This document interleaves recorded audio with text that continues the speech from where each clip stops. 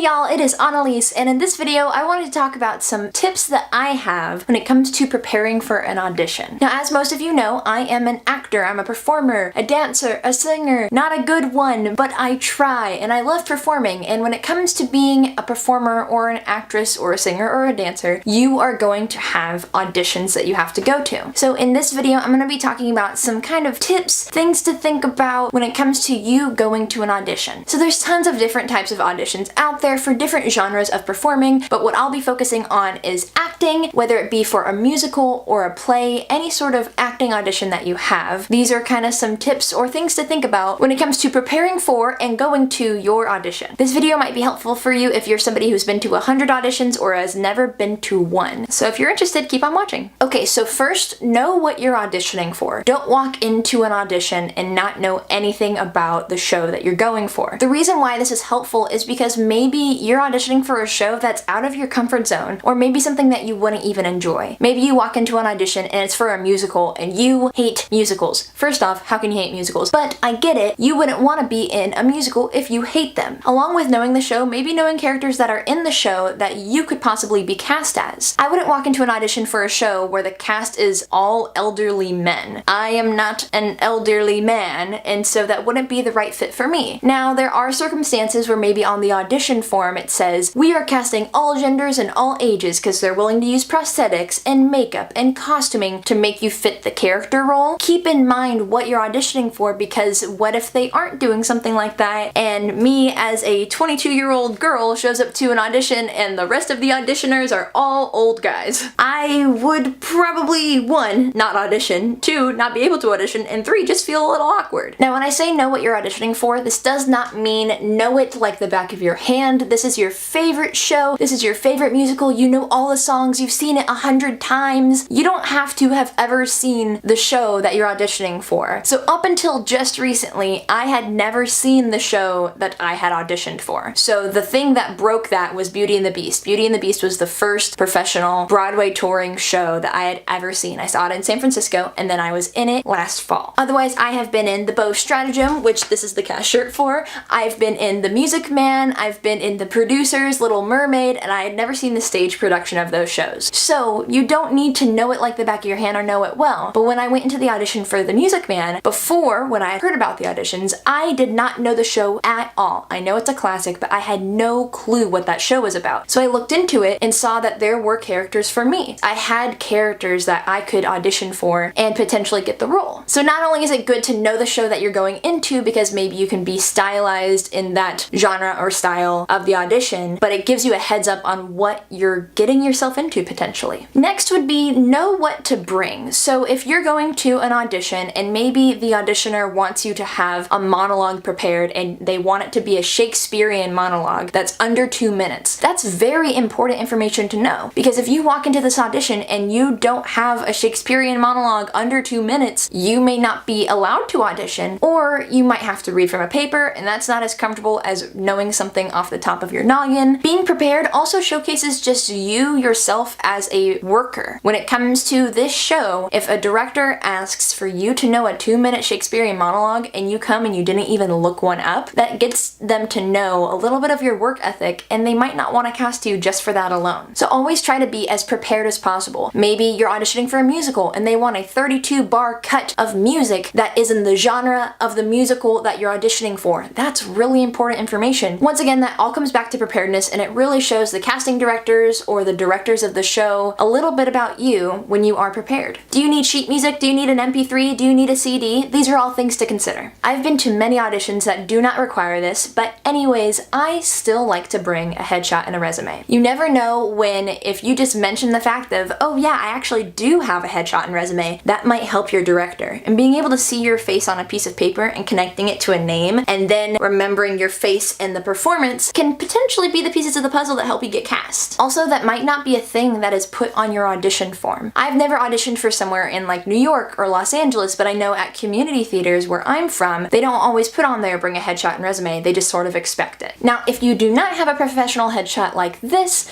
do not fret. You don't need something fancy for your first couple auditions. I would recommend getting a nice picture taken of yourself, but if you don't have one of these, a nice picture that you took of yourself on like the front-facing camera on your phone, or that you had had somebody else take a view on their phone or their digital camera is enough just for the casting directors and the directors to see your face, and that's what's important. They want to know what you look like. Another thing I would say would be dress appropriately. So by that I don't mean you have to come in heels and a business suit to any audition you go to, but dress for what you're going to be doing, or at least bring options for dressing for what you're going to be doing. So for instance, if you're going to a musical audition, you probably want to bring something to move in, because more than likely there is going to be dance involved. Unless if it's a musical that has no dance involved, which I can't think of any off the top of my head. Also, I don't know a ton of musicals, so there could be a lot out there that I'm just totally not thinking of. But whenever I go to a musical audition, I always bring something that I can move comfortably in and not have to worry about adjusting my shirt or pulling up my pants or worrying about this or that showing or whatever. Making sure I'm comfortable, making sure I can move and do what I need to do. Along with that, I always recommend bringing options for footwear, or at least versatile footwear. So what I mean by that is don't bring your 6-inch heels to an audition. One, don't do that unless if they ask you to. That's not exactly audition wear. But I always like to bring a pair of jazz shoes to any audition that I go to. So an audition that I went to recently at this festival I was at, I was wearing leggings and kind of a flowy shirt and these riding style type of boots, but in my bag I had jazz shoes. So what I did during the dance part of that audition is I wore my jazz shoes, but then when we left the room to come back in and sing our song, I slipped off my jazz shoes, put on my riding boots, so that way they looked a little bit nicer. Jazz shoes or like dance sneakers are normally like the most versatile type of shoe, because no matter what kind of dance you do, you can always do that.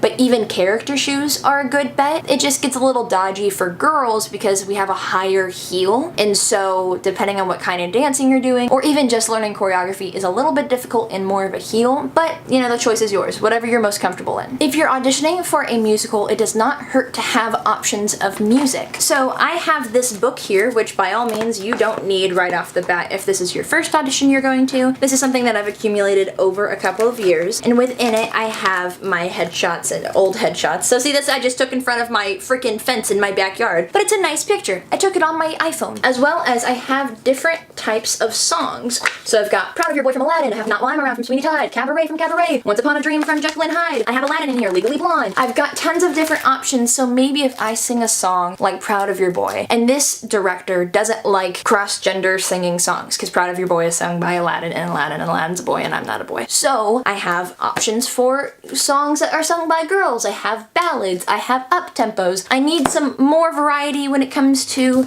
my music selection, but it doesn't hurt to bring options for songs, because one, you might go to an audition and hear that everybody before you is singing that song, and you don't want to sing it anymore. You don't want to be the 20th person to sing Let It Go from Frozen, or Defying Gravity from Wicked. Don't sing Defying Gravity.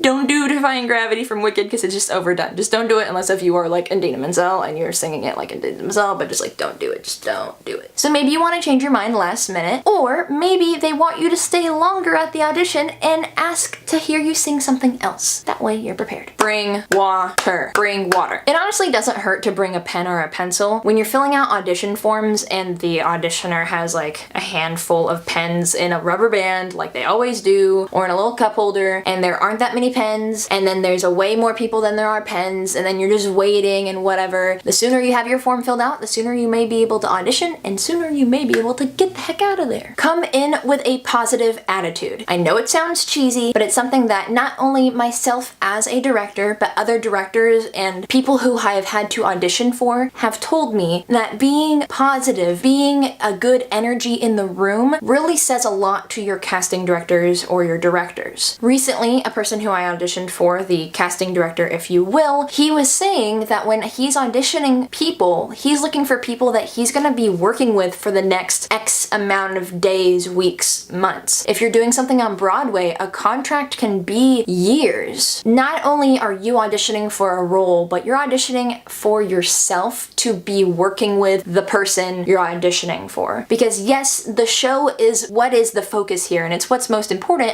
but you also have a rehearsal process that you're going to go through. During that rehearsal process, you are going to be hanging out with these people for an extended amount of time, getting to know their personality. If you are positive, now I'm not saying being overly chipper and super energetic and super crazy and over the top and so annoying. Have a good attitude, because that's something that people want to work with. They don't want to work with negative people, they want to work with good vibes, positive type of people. Be flexible at an audition. Now, yeah, it's good to be bendy and be able to do the splits and stuff if you're doing dance-related things, but being flexible, being open to change or direction. So if you're reading something and your director says, do you mind if you try that in a Scottish accent? I don't have a Scottish accent, but I'm going to give it my best try. Even if it's terrible, it still shows that you're willing to try. Maybe a director says, can you sing that angrier? Throw some frustration on it. You don't know what they're looking for. They could just honestly be testing you. I've been a part of auditions where there was multiple directors, and afterward I asked a person, hey, why did you ask them to read this in a Russian accent? Do you have a Russian character in your show? That director said to me, no, I just wanted to see if they were willing to do it. Honestly, sometimes it's kind of a game when it comes to auditions. Not only you're getting to know the actor, you're getting to know the person and seeing if they'll fit for the role, but their willingness to perform also translates once again into how they'll be in the rehearsal process and how they'll be as an actor. So if you know this show like the back of your hand and there are no Italian people in it, and then suddenly your casting director says, stop, I want you to sing that like you're singing Italian instead of singing English, yeah, you might be a little thrown off, but honestly, you should just give it a whirl. As long as you're not doing anything hurtful or harmful to yourself or other people, it's fun to just explore and be open and flexible and free with your audition. And the last thing I want to say is when it comes to an audition, have fun, have a good time. Remember, your life does not depend on this audition. There will be more to come. People always say it takes 100 or even 1,000 no's before you get one yes. And you can always learn something from an audition. Whether it be, I don't like that theater and I don't like how they run things, I'm not gonna do that. Or, you know what? I don't like Legally Blonde. Why'd I audition for that show? Or maybe something that I learned was that I need to be clearer when it comes to explaining tempos on sheet music. There's so many things that you can learn from each audition. Each audition is a positive experience. And the more you audition, the better you become at auditioning. And hopefully one day you nail that audition and you get that job, and then you don't have to audition again for a while because you got maybe a Broadway touring production or a TV show or a dance gig, whatever it may be. Just overall, have fun at your audition. So guys, that is it. That is my tips and hints and recommendations for preparing for an audition and going to an audition. I hope this video helped you if you are somebody who has been to 1,000 auditions, or this is your first audition that you have coming up, and so you're watching this video to get prepared for your very first audition experience. Auditions can be very nerve-wracking, but just remember, like I said, have fun, be relaxed, and go into it with an open mind. Thank you guys so much for watching this video. I really hope that it helped any of you out who are looking for some tips for helping to prepare or go to an audition. If you have any other video recommendations for me or any questions for me, leave them down in the comment section down below. They can be theater related, acting related, technology related. If you have any suggestions for videos, always leave those in the comment section down below. I really appreciate your guys' input. If you're new to my channel, please consider subscribing. I make videos like this, tech videos, vlogs, all that fun stuff here on my YouTube channel. Like this video if you enjoyed it. My social media links are down below so you can follow me down there. Otherwise, that is it for me, guys. Thank you so much for watching. Stay beautiful, have a marvelous day, and I'll see you guys next time.